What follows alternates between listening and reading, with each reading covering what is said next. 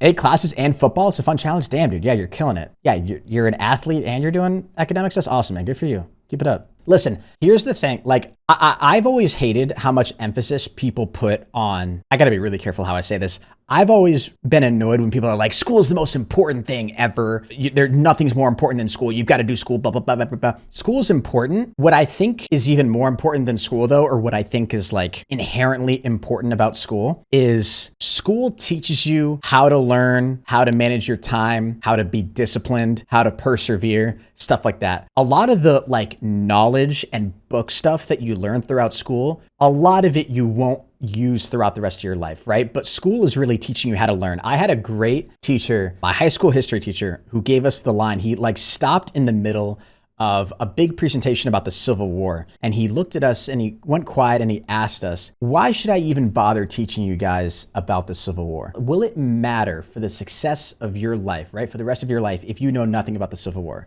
Absolutely not. There's people that lived before the Civil War who were very successful. So why does he bother to take the time to stand up in front of the class and teach you about the Civil War? And his answer was great. It's not so much that he cares that you remember the battles and the names of the people and who won and the land, blah, blah, blah. It's teaching you how to learn, teaching you how to manage your time, teaching you how to complete assignments, teaching you how to be diligent, how to problem solve. Those are all such great, what am I trying to say? Those are all great qualities to have as a human being, right? And everybody's gonna have different subjects that they enjoy or don't enjoy, right? But that's inherently what school is. So if you're somebody who's in school right now and you're not really vibing with any subject, you're not really enjoying math or science or history or social studies, art, whatever, but you have something that you're passionate about and you know how to work hard, right? You know how to manage your time. And that's a skill set that you learn a lot in college too. If you can learn skill sets and how to be successful, right? Then you'll be successful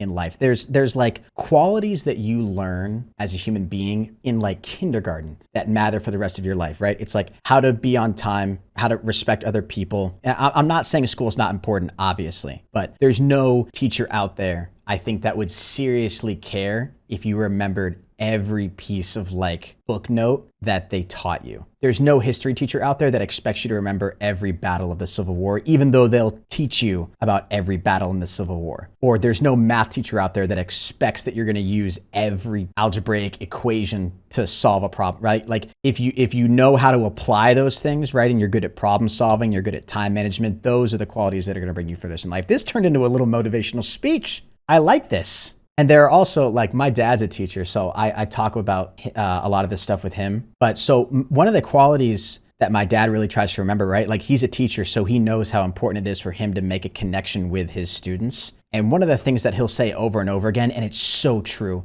kids won't remember most of the stuff that you teach them. What they will remember is how you made them feel. Most of the kids that go through school, that go through math, that go through science, history, they're not going to remember most of the stuff that you teach them, but they'll remember how you as a teacher made them feel. And that'll make it so much easier and more comfortable for you to learn the subject if you feel comfortable with the teacher.